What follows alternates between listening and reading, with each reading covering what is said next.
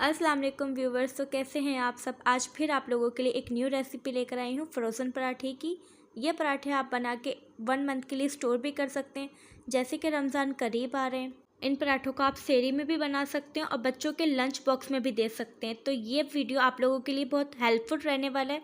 इस वीडियो को बगैर स्किप किए आप लोगों ने लास्ट तक देखना है। आप लोगों को सिखाऊंगी कि किस तरह लच्छे डालते हैं पराठे में और बहुत ही परफेक्ट लच्छेदार पराठा बनाना सिखाऊंगी। तो चलते हैं इसे बनाने की तरफ। यहाँ मैंने 1 किलो सफ़ेद आटा लिया है, जिसे फ़ाइन आटा भी कहते हैं। यह पराठों के लिए बहुत परफेक्ट रहता है। अगर आप लोग चाहें तो नॉर्मली भी यूज़ कर सकते हैं। इसमें हम ऐड कर देंगे 1 टेबलस्पून नमक। नमक आप टेस्ट के अकॉर्डिंग भी कर सकते हैं। यहाँ मैं 1 टेबलस्पून लूँगी नमक, और यहीं पर हाफ़ टेबलस्पून हम ऑयल ऐड करेंगे। इससे बहुत ही सॉफ्ट डो बनकर तैयार होता है हमारा। तो हम इसे हल्के हाथ से मिक्स कर लेंगे और पानी की मदद से डो तैयार कर लेंगे। नॉर्मली जैसे हम आटा गूंथते हैं वैसे ही हमने इसे गूंथ लेना है और इसका सॉफ्ट सा डो तैयार कर लेना है। डो हमारा बिल्कुल रेडी है। इसी स्टेज पर हम इसके पेड़े बना लेंगे। तो पेड़े आप अपने हिसाब से भी बना सकते हैं। मैं यहाँ पर पेड़े बना लेती हूँ। तो यहाँ मैंने तमाम आटे के पेड़े बना लिए हैं, जिसके लिए मैंने लिया है खुश्की, मेल्टेड घी और ब्रश। ये कुछ चीज़ों की हमें ज़रूरत होगी। अब मैं इसे बेल लेती हूँ।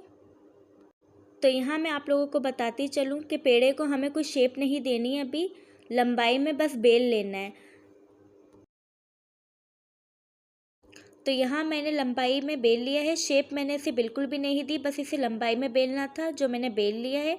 अब मैं इस पर ब्रश की मदद से मेल्टेड घी लगाऊंगी और फिर इसका ऊपर वाला पार्ट उठाकर सेंटर पे रख देना है, और फिर इसी ऊपर वाले पार्ट पर हमने ब्रश की मदद से दोबारा घी को अप्लाई कर देना है।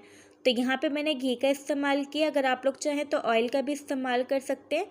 ब्रश की मदद से हल्का हल्का से इसे ग्रीस करेंगे, ज़्यादा हमने बिल्कुल भी नहीं लगाना। और इसी पार्ट पर हमने आटा स्प्रिंकल कर देना है और फिर नीचे वाला पार्ट उठा के इसे ऊपर प्रेस कर कर मोड़ देना है, जिस तरह मैंने किया है। बिल्कुल सेम इसी तरह आप लोगों ने इस रेसिपी को फॉलो करना है और फिर नीचे वाला पार्ट उठाकर ऊपर प्रेस करते हुए इसे रोल की शेप दे देनी है। आप लोगों ने ध्यान रखना है कि ये सेंटर से खुले नहीं, तो इसीलिए हम इसे उंगलियों की मदद से प्रेस कर देंगे और फिर हम उसी ब्रश से घी अप्लाई कर देंगे। तो यहाँ मैं घी अप्लाई करने के बाद अच्छे से आटा डस्ट कर दूंगी। आटा डस्ट करने से ये होगा कि हमारे लच्छेदार पराठा बहुत ही परफेक्ट बनकर तैयार होगा। इसके लच्छे बिल्कुल भी नहीं खुलेंगे। तो आप लोगों ने ध्यान रखना है, जो साइड आपने प्रेस करनी है उसी साइड पर आपने आटा डस्ट करना है। और फिर हम इसका एक कॉर्नर उठाकर पेड़े की शेप देते हुए पेड़ा बना लेंगे, और फिर जो दूसरा कॉर्नर बचेगा वो हम इसे सेंटर में प्रेस कर देंगे। इससे हमारा पेड़ा बिल्कुल भी नहीं खुलेगा। और इसी तरह हम तमाम पेड़ों को बना लेंगे। और लच्छे वाली साइड जो देख सकते हैं आप लोग व्यूवर्स, कितना परफेक्ट बनकर तैयार हुआ है ये पेड़ा। इसी तरह हम तमाम पेड़ों को बना लेंगे। ये फ्रोज़न पराठे बहुत ही काम आने वाली रेसिपी है। अगर आप लोग चाहें तो इसे सहरी में भी बना सकते हैं, क्योंकि ये 1 से 1.5 महीने तक हम इसे फ्रीज़ कर सकते हैं। ये बिल्कुल भी ख़राब नहीं होते। और बच्चों के लंच बॉक्स में तो ये बहुत ही ज़्यादा काम आने वाली रेसिपी है। अगर आप लोग चाहें तो इसे बच्चों के लंच पे भी दे सकते हैं। बस आपने आधे घंटे पहले इसे फ्रीज़र से निकालने हैं और फिर इसे आधे घंटे के बाद तवे पर फ्राई कर लेना है। तो ये बहुत ही परफेक्ट बनकर तैयार होते हैं। तो तमाम पेड़े हमारे बिल्कुल रेडी हो चुके हैं। आप लोग व्यूवर्स देख सकते हैं। बेल लूँगी। तो यहाँ मैं छोटे साइज़ के पराठे बेलूँगी, ज़्यादा बड़े बिल्कुल भी नहीं बनाऊँगी। जैसे कि हमें फ्रोज़न पराठे बाहर से मिलते हैं, सेम उसी तरह हम इसे बेलेंगे। तो यहाँ मैं गोल शेप में बेल लूँगी।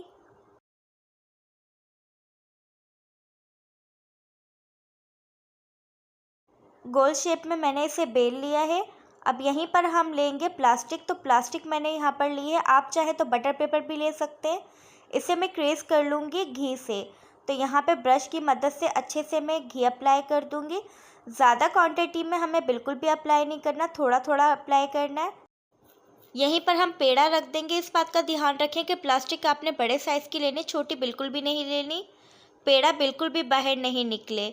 और इसी पर हम ब्रश की मदद से घी अप्लाई कर देंगे, ताकि जब हम दूसरी प्लास्टिक इसके ऊपर रखें तो जब हम इसे फ्रीज़ किए हुए पराठे को निकालें तो ना हमारे प्लास्टिक पराठे से जुड़ी हुई निकले, बहुत ही आसानी से इस तरह निकल जाता है, जो तरीका मैं आप लोगों को बता रही हूँ। तो इसके ऊपर हमने प्लास्टिक लगा देनी है और सेम उसी तरह हमने इस पेड़े को बेल लेना है और मेल्टेड घी इसके ऊपर अप्लाई करके फिर हमने इस पेड़े को दोबारा से रख देना है। सेम उसी तरह हमने इसके ऊपर मेल्टेड घी अप्लाई करना है और फिर प्लास्टिक इसके ऊपर कवर करके बेला हुआ पराठा रख देना है। तो सेम इसी तरह हमने सारे पराठों को बेल लेना है और फाइनल लुक मैं आप लोगों के साथ शेयर करती हूँ। तो देख सकते हैं व्यूवर्स, हमारे फाइनल हो गए हैं। सेम इसी तरह आप लोगों ने फॉलो करना है इस रेसिपी को। तो यहाँ पर मेरे सारे पराठे बिल्कुल रेडी हैं। अब मैं इसे फ्रीज़ कर लूँगी और फ्रीज़ करने के बाद आप लोगों को उसको दिखाती हूँ फ्राई करके। तो यहाँ मैंने बैग लिया है, बटन बैग।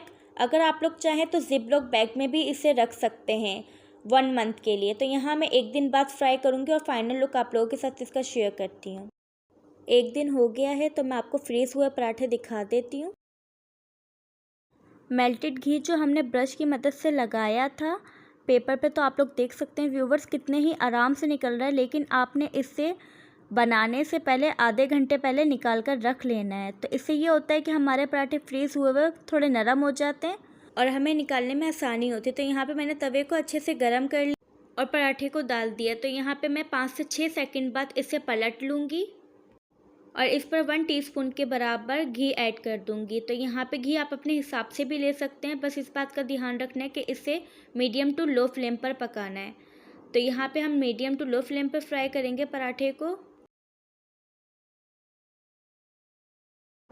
एक पराठा हमारा फ्राई हो गया। सेम उसी तरह हम दूसरे पराठे को भी फ्राई कर लेंगे। तो व्यूवर्स, मैंने आप लोगों के साथ फ्रीज़ किए हुए पराठे की रेसिपी शेयर की है, जिसे हम फ्रोज़न पराठे कहते हैं। अगर आप लोगों को रेसिपी अच्छी लगी हो तो इसे लाइक ज़रूर करिएगा और इसे ट्राई करना तो बिल्कुल नहीं भूलना, क्योंकि ये बहुत सॉफ्ट और क्रिस्पी बनकर तैयार हुए थे। तो आप लोगों ने इस रेसिपी को ज़रूर ट्राई करना है और मुझे कमेंट बॉक्स में ज़रूर बताना है। तो मैं मिलती हूँ एक न्यू रेसिपी के साथ, जब तक के लिए मुझे इजाज़त दें। अल्लाह हाफिज़।